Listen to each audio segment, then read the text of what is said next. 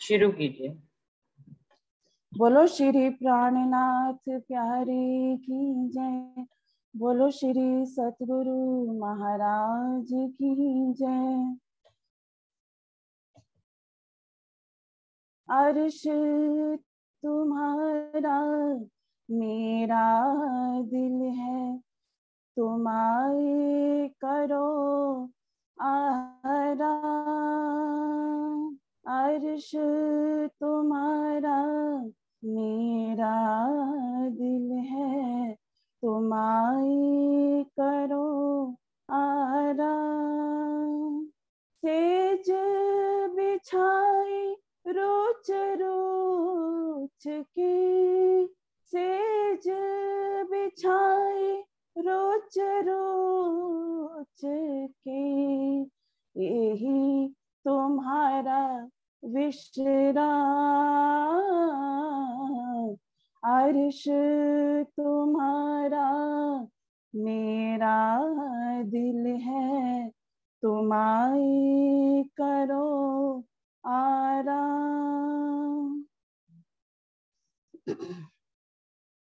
अर्श कया दिल मोमिन, अर्श में सब बिसात। अर्श कया दिल मोमिन, अर्श में सब बिसात।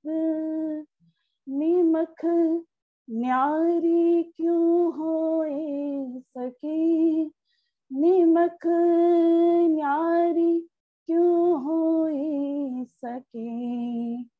रूह निस्बत हक जान, अर्श तुम्हारा मेरा दिल है, तुम आए करो आराम। सेज बिछाई रोच रोच के, सेज बिछाई रोच रोच के, यही तुम्हारा विश्राम। अर्श तुम्हारा मेरा दिल है, तुम आए करो आराम। इश्क सुराही ले हाथ में, पिलाओ आठों जाम। इश्क सुराही ले हाथ में, पिलाओ आठों जाम। अपनी अंगना जो आशिकी, अपनी अंगना जो आशिकी ताई दीजिए अपनों ताम। अर्श तुम्हारा मेरा दिल है, तुम आए करो आराम। इल्म दिया अपना बेजी साहेदी अल्लाह कलाम। इल्म दिया अपना बेजी साहेदी अल्लाह कलाम। रूहे त्रिखावंती हक की, रूहे त्रिखावंती हक की, सो चाहे धनी प्रेम का। अर्श तुम्हारा मेरा दिल है, तुम आए करो आराम। कहे श्री महमती अरवा अर्श से, जो कोई आई होए उतर। कहे श्री मामती अरवा अर्श से जो कोई आई होए उतर। सोइन स्वरूप के चरण लेके, सोइन स्वरूप के चरण लेके चलिए अपने घर। अर्श तुम्हारा मेरा दिल है, तुम आई करो आराम। सेज बिछाई रोच रोच के, सेज बिछाई रोच रोच के, यही तुम्हारा विश्राम। अर्श तुम्हारा मेरा दिल है, तुम आई करो आराम। तुम आई करो आराम। बोलो श्री प्राणनाथ प्यारे की जय। बोलो श्री सतगुरु महाराज की जय। धन्यवाद शर्मा, मैंने इसको दूसरी राग में सुना हुआ, आज आपने इसको दूसरी राग में गाया। प्रणाम जी, सभी सुंदर साथ जी को प्रेम प्रणाम जी। शुरू करते हैं सुंदर साथ जी। प्रणाम जी, प्रणाम जी सभी। प्रणाम जी, प्रणाम जी, प्रणाम जी, प्रणाम जी नरेश भाई जी, प्रणाम जी। प्रथम लागू दो चरण को, धनिये ना छुड़ाइयो खेन।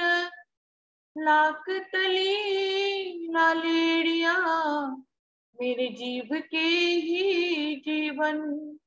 इन पाँव तले पड़ी रहूं, धनी नजर खोलो बातों। पलना वालों निरखो नित्य, मेरे जीव के ही जीवन, मेरे जीव के ही जीवन। चर्चा प्रारंभ होत है, सुनो साथ चित दे। भजो राज क्षमा श्री प्राणनाथ, सखी जीवन हमारोए।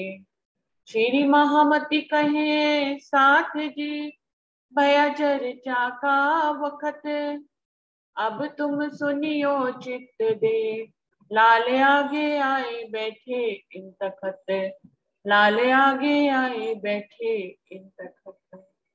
बोलिए श्री प्राणनाथ प्यारे की जय। बोलिए श्री सतगुरु महाराज की जय।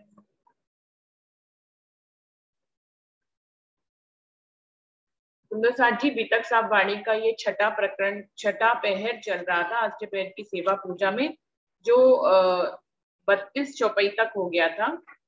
ये छठा पहर मतलब रात्रि में 9 से 12 का समय, जिसमें पहले वाले पहर में भोजन, रात्रि भोजन की लीला और आरती की लीला हो जाती है, और अब छठे पहर में धनी चर्चा करने के लिए तखत पर विराजमान हो जाते हैं। उनके साथ कितने सुंदर साथ इस सेवा में शामिल होते हैं, उन सबके नाम आए थे अभी तक। और कैसे कैसे सुंदर साथ जो है उनके चर्चा सुनने के लिए उनके दोनों तरफ विराजमान हो जाते हैं बंगले में, आंखों से आंखें मिलाकर बैठ जाते हैं कि एक पल के लिए भी पलक ना झपके और धनी की कोई बात ऐसी ना हो जिससे हम चूक जाएं। तो यहाँ पर लालदास जी वर्णन कर रहे थे कि ये जो चर्चा रात को 9 से 12 के समय पे होती है, इसमें खास मोमिन ही आते हैं जिनका दिल धनी के साथ एक हुआ होता है, वही इस चर्चा को सुनने के लिए आते हैं। वरना ये समय ऐसा होता है जबकि हर किसी को नींद आ रही होती है, लेकिन ऐसे में धनी जो है ऐसे सुंदर साथ उनकी चर्चा सुनने आते हैं। उसमें 3 तरह के लोग होते हैं, कोई तो निष्ठाबंद आता है, कोई मर्यादा में आता है और कोई प्रभा में आता है। तो ये 3 तरह के सुनने वाले लोगों की 3 तरह की चाल बताई है। एक तो होती है 3 तरह के लोग होते हैं कि निष्ठाबंद मतलब नियम पूर्वक सुनने आना है, उनको कोई आए कोई ना आए उन्हें किसी बात से मतलब नहीं है, वो अपने आत्म कल्याण के लिए रोज ही धनी से चर्चा सुनने आते हैं। इस प्रकार वो धनी के से एकाकार होते हैं, क्योंकि इस समय धनी परमधाम का के 25 पक्षों का वर्णन करते हैं, परमधाम के स्वरूप और श्रृंगार का वर्णन करते हैं। तो जो रूहें होती हैं उनको अपने दिल में परमधाम के 25 पक्ष की शोभा बसानी होती है, उनको धनी का स्वरूप और श्रृंगार का चित्वन करना होता है, उनको सुख और इश्क और आनंद की लज्जत लेनी होती है, इसलिए वो इस समय उनको कभी भी नींद नहीं आती है, तो वो निष्ठा बंद आते हैं, कोई आए ना आए उनको जरूर आना है। दूसरे मर्यादा में आ जाते हैं, मतलब कि तुम वो जा रहे हैं हम भी चलते हैं, अगर हम नहीं गए तो अच्छा नहीं लगेगा, वो लोग क्या कहेंगे कि हम पन्ना जी में रहते हैं घर बार छोड़ के, लेकिन फिर भी जो है हम चर्चा के समय चर्चा सुनने नहीं जाते हैं, तो मर्यादा में आ जाते हैं। और तीसरे होते हैं जो परवाह में आ जाते हैं, कि किसी ने कहा तो हम साथ में चल दिए, हम चर्चा में बैठे भी हुए 3 घंटे, लेकिन हमारा मन बिल्कुल नहीं लग रहा है और हमारा मन जो है अपने अपने विचारों के ब्रह्मांड में घूम रहा है, लेकिन धनी क्या बोल रहे हैं उसकी चर्चा में नहीं लग रहा है। तो ये 3 प्रकार के चर्चा सुनने वाले स्वभाव बताए हैं जो पुष्ट, मर्यादा और प्रभाव में सुनने आते हैं। कोई और जैसे ये 3 प्रकार के स्वभाव होते हैं बिल्कुल वैसे ही उनकी बात कही गई है। जो पुष्ट वाले होते हैं वो पुष्टाई में ही अपने अंदर के कानों से सुनते हैं, मर्यादा वाले मर्यादा से ही सुनते हैं, कुछ बात ग्रहण कर ली कुछ छोड़ दी। और जो प्रभाव वाले होते हैं वो तो कुछ सुनते ही नहीं है, वो अपने ही विचारों के ब्रह्मांड में घूमते हैं। ऐसे ही जैसा जैसे आते हैं, जैसा कानों से सुनते हैं फिर वैसा ही ग्रहण करते हैं। पुष्टाई वाले हर बात को पुष्टाई से ग्रहण करते हैं, मर्यादा वाले जो है वो मर्यादा में ग्रहण करते हैं, उनसे कुछ तो ग्रहण हो जाता है, कुछ उनसे छूट ही जाता है। और जो प्रवाह में आते हैं वो तो कुछ भी ग्रहण नहीं करते हैं। इसी प्रकार से जब जैसा ग्रहण करेंगे वैसे ही आगे उनकी रहनी और पांव भरने की क्रिया भी उसी पे आधारित होती है। तो जो पुष्टाई वाले होते हैं वो पुष्टाई में पांव भर के दिखाते हैं, मर्यादा वाले मर्यादा में पांव भरते हैं, और जो प्रवाह में पांव होते हैं वो तो पांव ही नहीं भर पाते, उनकी तो रहनी बिल्कुल ही नहीं होती है। तो इस प्रकार से लालदास जी कह रहे हैं यो एक एक के तीन तीन तिन तीनों के नव फेर बाटे 3 बेर 27 कहूं। तो इस प्रकार से 3 प्रकार के लोग होते हैं और 9 प्रकार की भक्ति कही गई है। 3 तरह से वो चलते हैं और 3 प्रकार के स्वभाव होते हैं जो एक एक के 3 और उन एक व्यक्ति में एक 3 तरह के लोग होते हैं, 3 ढंग से चलते हैं और 3 प्रकार की 9 प्रकार की भक्ति जो होती है ब्रह्मांड में उस प्रकार से इसको ग्रहण करते हैं। तो 9 को 3 से मल्टीप्लाई करेंगे तो 27 आ जाएगा। 9 एकम 9, 9 दूनी 18, 9 तिया 27।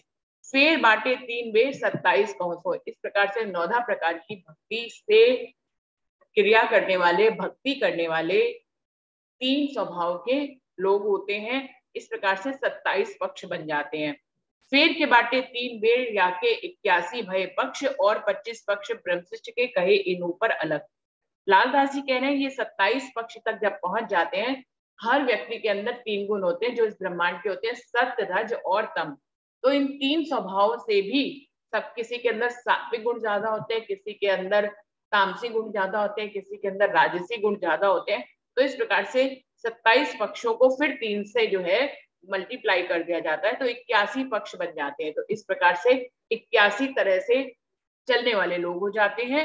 और उसके बाद 82वां पक्ष जो है वो बल्वाचार्य जी का है, 83वां पक्ष जो है वो कबीर पंथ वालों का है और बाकी के 25 पक्ष जो है वो परमधाम के हैं। लालदास जी कह रहे हैं कहे इन ऊपर अलग। और जो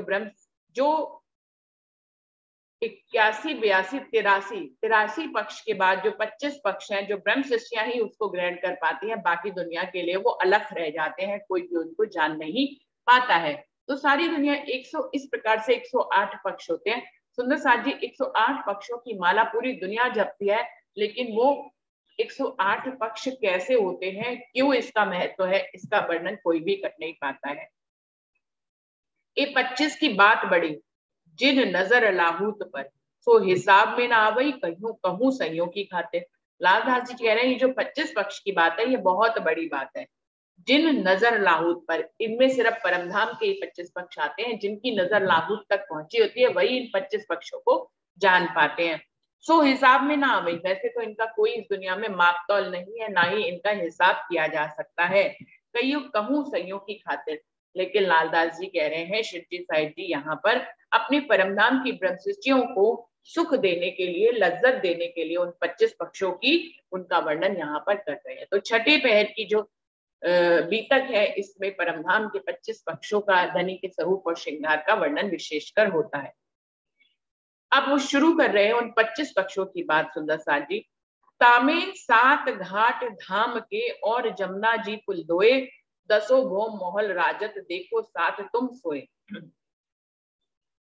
क्या सबसे पहले वर्णन करते हैं कि रंग महल जो 9 भूम 10वीं आकाशिका है, परम धाम की जमीन के बिल्कुल मध्य में है सुंदर साथ जी, जिसको हमारा रंग महल कहते हैं। एक भूम ऊंचे चबूतरे से वो शुरू होता है बनना, पहले नीचे से भूम पर चबूतरा उठता है चांदनी चौक से, और फिर जो है उसके ऊपर 9 भूम और 10वीं आकाशी होती है। तो इस प्रकार से सुंदर साथ जी ये हमारा रंग महल है जो परमधाम की जमीन के बिल्कुल मध्य में है। इसकी हर भूम की अलग अलग विशेषता है सुंदर साथ जी।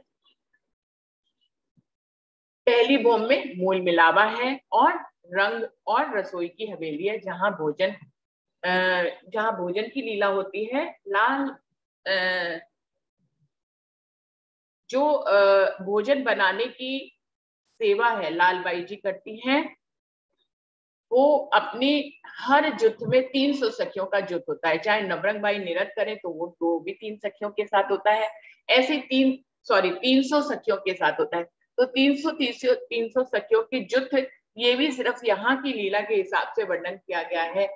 कोई परमधाम में ऐसे जुट ऐसे नहीं है, ये सब यहाँ की लीला के हिसाब से। जैसे कि परमधाम में परातम के नाम की बात अगर करते हैं धनी देवचंद जी यहाँ पर, तो कोई परातम के नाम नहीं है, वो सब यहाँ की लीला के हिसाब से या रास लीला के हिसाब से, या जिसके अंदर जैसे गुण थे, जैसे इंद्रावती यानी कि इंद्रियों को जीतने वाली इंद्रावती, तो इस प्रकार से उनके नाम दिए गए। ऐसे यहाँ पर ही अष्टपैध की सेवा पूजा को ध्यान में लगाने के लिए कि हम कैसे उसमें करें, अपने ध्यान को लगाएं, इसी प्रकार से 300 जुत्थों की बात भी आती है।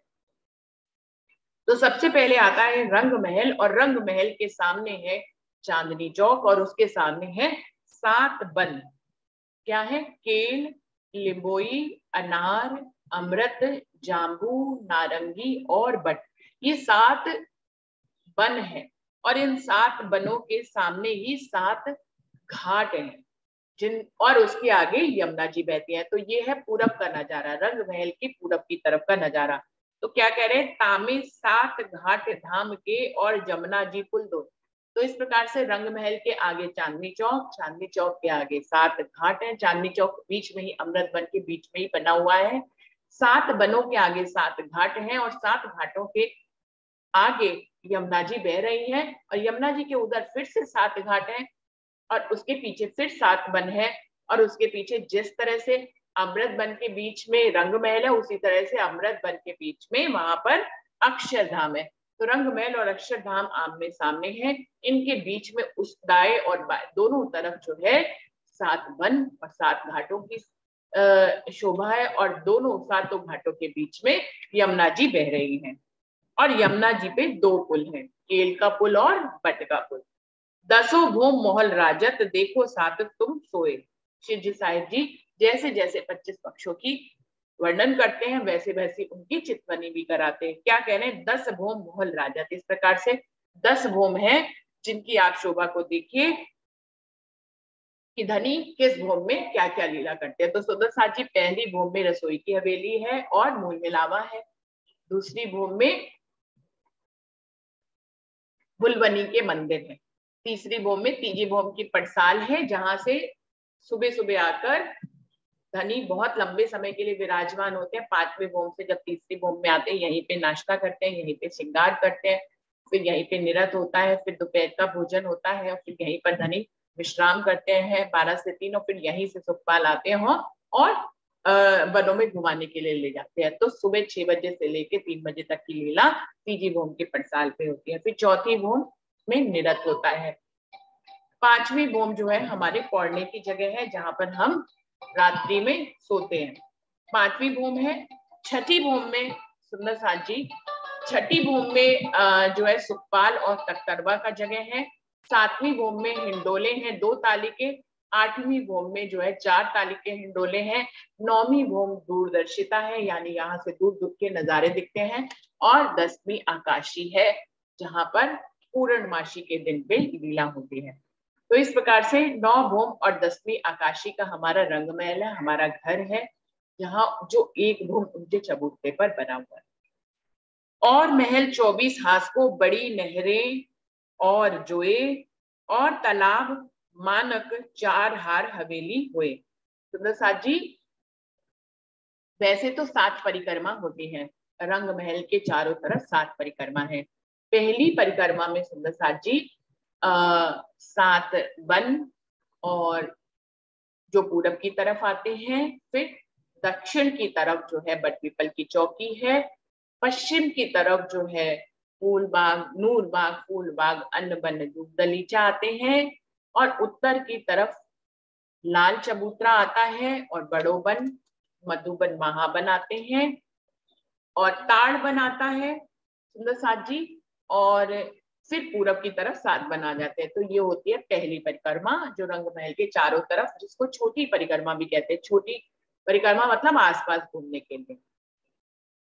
फिर दूसरी परिक्रमा में आता है उत्तर की तरफ पुखराज पहाड़, और फिर पूरब की तरफ यमुना जी, और यमुना जी के ऊपर 2 पुल, फिर दक्षिण की तरफ हौज को सरताल, मानिक पहाड़, फिर पश्चिम की तरफ पश्चिम की चौगान। इस प्रकार से ये बड़ी परिक्रमा हो जाती है। फिर उसके बाद ये तो है परमधाम के रंग महल के चारों तरफ परिक्रमा, लेकिन जिसमें एक एक पहर है, एक एक पक्ष है, लेकिन इसके बाद घेर कर जो 5 परिक्रमाएं हैं वो पूरे सभी पक्षों को घेरते, जितने पक्ष का अभी तक वर्णन किया उन सभी को घेर कर बाकी की परिक्रमाएं आती हैं। उसमें पहली परिक्रमा आती है, जैसे ये 2 परिक्रमाएं हो गई, अभी तीसरी परिक्रमा कहेंगे जवेरों की नहरें, उनके 9 फिरावे हैं। फिर उसके बाद चौथी परिक्रमा कहेंगे वो मानिक पहाड़ की है, उसके चौक कटे हुए हैं, जिसमें एक चौक में मानिक पहाड़ इतना ऊंचा आया है 12,000 भूम का, और बाकी के चौकों में बड़ोबन, मधुबन, महाबन आए हैं। तो चौथा है मानिक पहाड़ का, 5वां है बन की नहरों का फिरावा, और छठा फिरावा है 4 हार हवेली का, जिसको छोटी रांग भी कहते हैं, और 7वां फिरावा और 8वां फिरावा 8 सागर और 8 जमीन का है, जिसको बड़ी रांग कहते हैं। सुंदर साथ जी, इस प्रकार से 7 परिक्रमाएं हैं रंग महल की। अब उधर से अगर शुरू करें तो सबसे पहले बड़ी रांग यानी कि 8 सागर और 8 जमीन, फिर 7वीं परिक्रमा यानी कि 4 हार हवेली, फिर बन की नहरें यानी कि छठा फिरावा, 5वां फिरावा यानी कि मानिक पहाड़, और चौथा फिरावा, नहीं साथी गिनती में गड़बड़ कर रही हूँ, जो पहला आपको बताया 7 वन और बटपीपल की चौकी, फूलबाग, नूरबाग, लाल चबूतरा, ताड़वन, ये पहला परिक्रमा हो गई। दूसरी परिक्रमा हो गई पुखराज पहाड़, यमुना जी, हौज को सरताल, पश्चिम की चौगान, ये दूसरा। तीसरा जो हो गया जवेरों की नहरें, चौथा हो गया मानिक पहाड़, 5वां हो गया बन की नहरें, छठा हो गया 4 हार हवेली, और 7वां परिक्रमा हो गई 8 सागर और 8 जमीन। मैं उसको 8 से जोड़ रही थी, तो 7 परिक्रमाएं इस ढंग से, और अगर उल्टे से चलेंगे तो 7 सागर 7 जमीन, फिर छठा हो गया 4 हार हवेली, 5वां हो गया बन की नहरें, चौथा हो गया मानिक पहाड़, और तीसरा हो गया जवेरों की नहरें, दूसरा हो गया पुखराज पहाड़, जमुना जी, हौज को सरताल और पश्चिम की चौगान, और पहला हो गया 7 वन, बटपीपल की चौकी, फूलबाग, नूरबाग, और बड़ो लाल चबूतरा और ताड़वन। तो इस प्रकार से 7 परिक्रमाएं हैं सुंदर जी। इसमें जो 24 हाथ का महल है, जो कह रहे हैं 37वीं चौपाई पे आते हैं, और महल 24 हाथ को, तो रंग महल की 4 दिशाएं होती हैं और 4 कोने होते हैं। तो पूरब की तरफ जब हम नक्शे सीखते हैं तो हम सबसे पहले हमें दिशाओं का ज्ञान होना बहुत जरूरी होता है। पूरब की तरफ जो है 7 वन कहलाते हैं। तो पूरब, पश्चिम, उत्तर और दक्षिण, तो ये 4 तो दिशाएं होती हैं। 4 कोने क्या होते हैं? अगिन, नैऋत्य, वायव्य और ईशान, ये 4 कोने होते हैं। और 9वीं और 10वीं दिशाएं ऊपर और नीचे को, आसमान और जमीन को मिलाकर टोटल 10 दिशाएं कही जाती हैं, जिसमें 4 दिशाएं, 4 कोने और ऊपर जमीन और आसमान, इस तरह से मिला के 10 दिशाओं का वर्णन परम धाम में आता है। उसमें जो 24 हांस का महल है सुंदर साथ जी, वो रंग महल की दक्षिण की दिशा में, हौज कौसर ताल के भी दक्षिण दिशा में 24 हांस का महल है। तो 24 हांस का महल जो है वो जवेरों की नहरें और हौज कौसर ताल के बीच में पड़ता है 24 हांस का महल। इसको 24 हांस का महल इसलिए कहते हैं, इसकी 24 ही भूमें हैं, इसके चारों तरफ 24 बुर्ज हैं, फिर 24 बुर्जों से 24 धाराओं में जल बहकर नीचे पहली भूम के जो भूम भर का ऊंचा चबूतरा, उसमें कुंड बने हुए हैं 24। उन 24 कुंडों में 24 भूम ऊंचा जल जो है 24 धाराओं के रूप में बहता है। तो सुंदर साथ जी, बहुत ही सुंदर नजारा है 24 हांस के महल का। आप अभी से ही अगर इसका चित्रण करें तो कितना सुंदर लगेगा कि 24 भूम ऊंचाई से 24 धाराओं में जल जो है वो 24 कुंडों में नीचे जमीन पर 24 भूम ऊंचे से गिरता है। तो ये जो 24 हांस का महल है, ये पूरा 24 धाराओं से घिरा हुआ बाहर से दिखाई देता है। आप जब इसके 4 दरवाजों से अंदर जाएंगे तब आपको सारे महल दिखाई देंगे। लेकिन यदि बाहर से आप खड़े होकर यदि 24 हांस के महल को देखेंगे तो वो 24 धाराओं से जो जल बह रहा है 24 भूम ऊंचे से, उनसे ढका हुआ पूरा 24 हांस का महल दिखाई देता है। और इन धाराओं से जो जल की बूंदें उछलती हैं, वो उसके आगे फिर 24 कुंड जिनमें पानी गिरता है, उनसे 24 नहरें भी बन रही है जो आगे बहुत दूर तक जाती है। तो इसकी शोभा का वर्णन जब सुनते हैं सुंदर साथ जी, तो उनकी चितवनी परम धाम में लग जाती है। तो 24 धाराओं से जो 24 जल गिरता है, उससे और उसकी जल की बूंदें पूरे ब्रह्मांड में, पूरे परम धाम में ऐसे लगता है जो वहां पे खड़ा हुआ होता है, बाहर से देख रहा होता है, उसको पूरा उस 24, हवा भी बहुत तेज चल रही होती है, वो 24 धाराओं से जो जल की बूंदें हैं वो चारों तरफ फैलती हैं और आपके तन मन को भिगो देती है। सुंदर साथ जी, वो नजारा बहुत ही सुंदर होता है। उसमें इंद्रधनुष जैसी शोभा भी शामिल हो जाती है, क्योंकि 24 भूम ऊंचाई से जब जल गिरता है तो उसकी गर्जना भी बहुत ज्यादा होती है।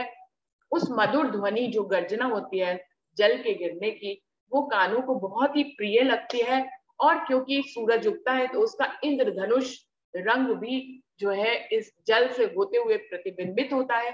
तो इस प्रकार से 24 हांस का जो महल है, उसकी शोभा बाहर से खड़े होकर यदि देखें तो अनुपम शोभा होती है। अंदर तो शोभा बहुत ही सुंदर है सुंदर साथ जी, बाहर से ही शोभा इतनी सुंदर है कि अंदर जाएंगे तो और सुंदरता के आपको नए नए पैमाने मिलेंगे। तो इस तरह से 24 हांस के महल का वर्णन करते हैं शेट्टी साहिब जी।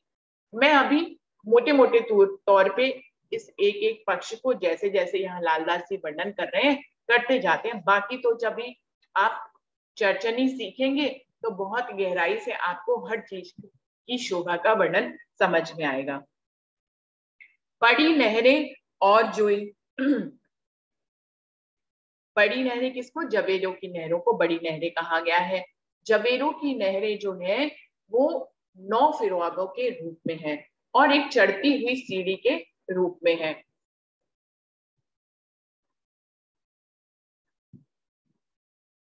जिनकी भूमें हैं 4, 8, 16, 32 और फिर 32 से फिर 16, फिर 8, फिर 4, नहीं 32 के बाद भी है 64 तक ये गई हुई है।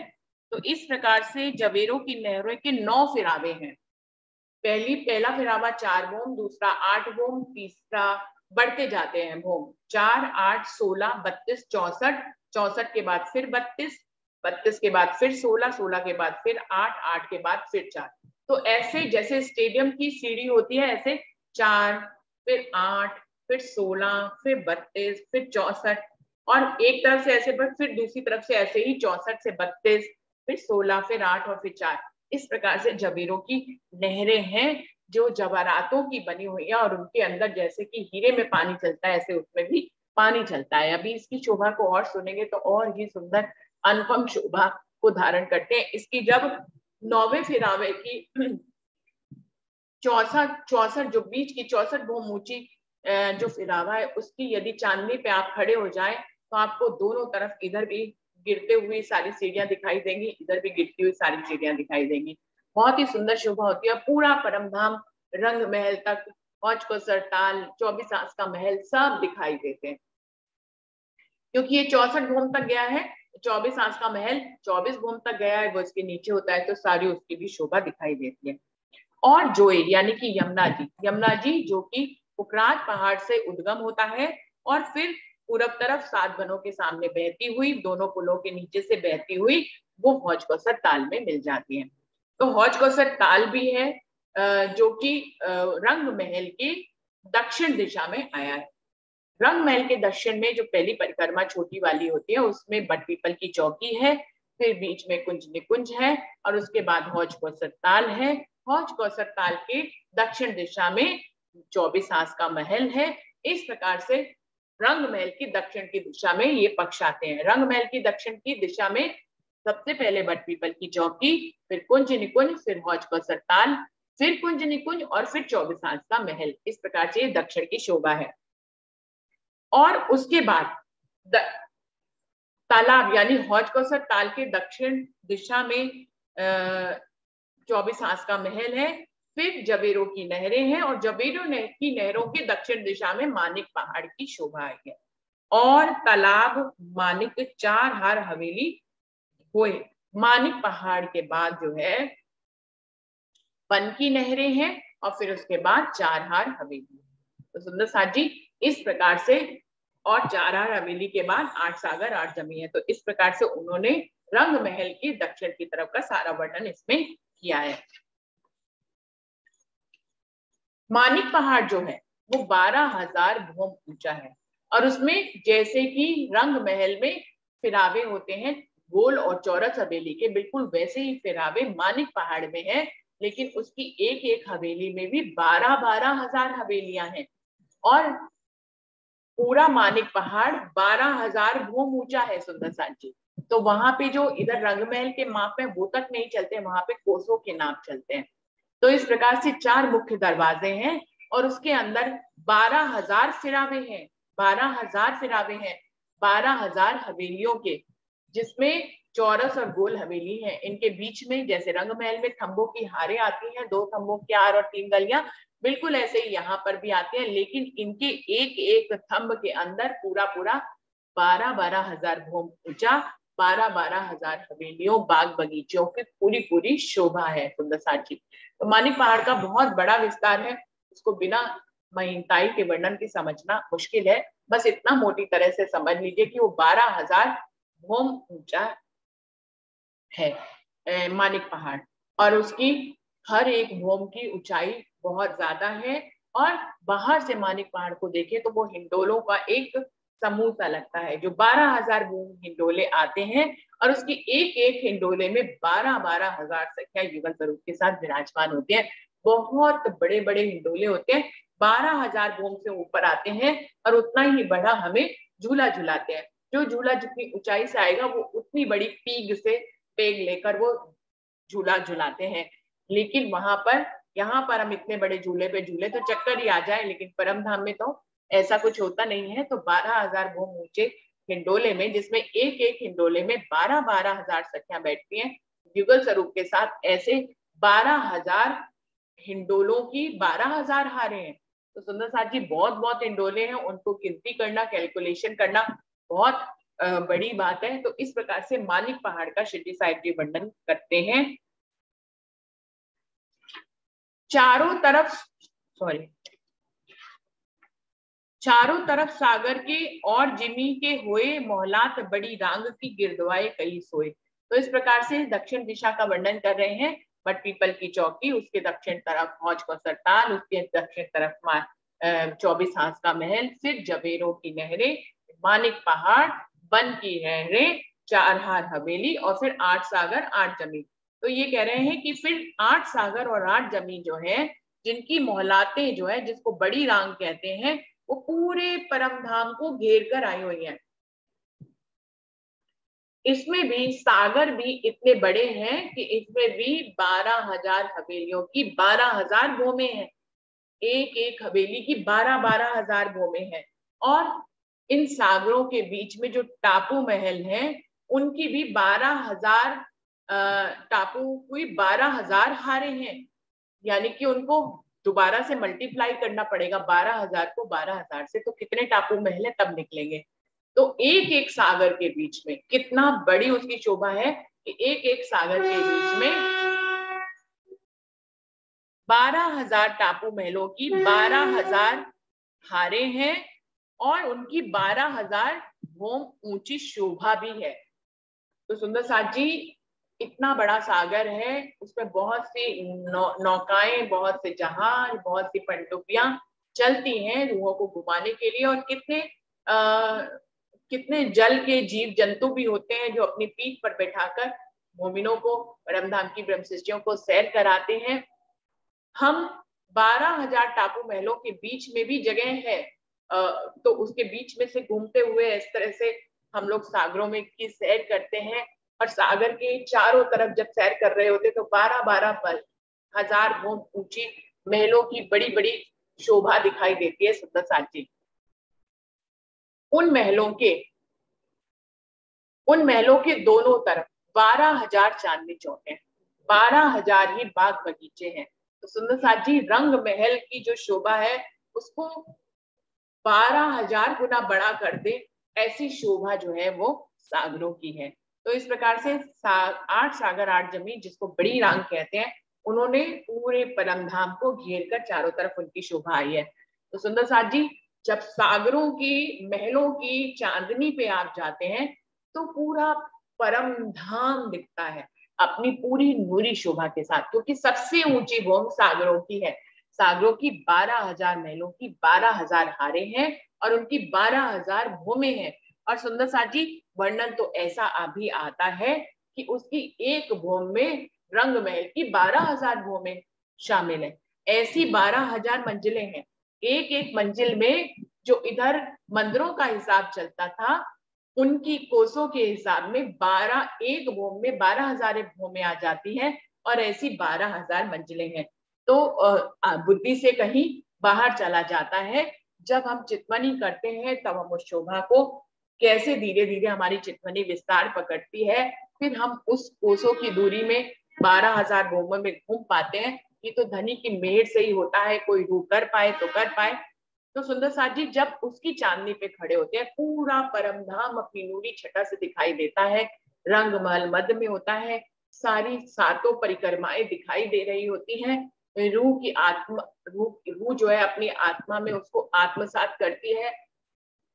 यहाँ पर देखने पे हमें ऐसा लगता है कि पूरी शोभा को आत्मसात करना मुश्किल होगा, जहाँ इतनी इतनी सुंदर शोभा और इतनी इतनी विशालता लिए हुए हैं। लेकिन परम धाम में जब पहुंच जाते हैं तो परम धाम की नजरों से, उन नूरी नजरों से यदि हम देखते हैं तो पूर्ण परम धाम को हम एक बार में आत्मसात कर लेते हैं। सुंदर साथ जी, यहाँ की बुद्धि और यहाँ की नजर, जो कि थोड़ी दूर भी नहीं देख पाती है और खराब हो जाती है तो चश्मा लगाना पड़ता है, लेकिन वहां पर नजर ऐसी नहीं है। वहां की नूरी नजर है, जहां पे दूर के नजारे भी पास ही दिखाई देते हैं और कभी पास के नजारे दूर दिखाई देते हैं, क्योंकि वहां पर सब कुछ आत्मिक स्वरूप से होता है, धनी की इच्छा मात्र से होता है। तो दूर दूर की चीजें भी हमें बिल्कुल स्पष्ट पास ही नजर आती हैं। तो दूरी और नजदीकी परम धाम में नहीं है। दूरी और नजदीकी जो है वो इस द्वैत की दुनिया में है,